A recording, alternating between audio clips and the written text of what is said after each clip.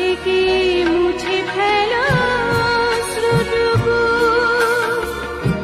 এমন খুশির দিনে কাঁদতে নেই হারানো স্মৃতি বেদনাতে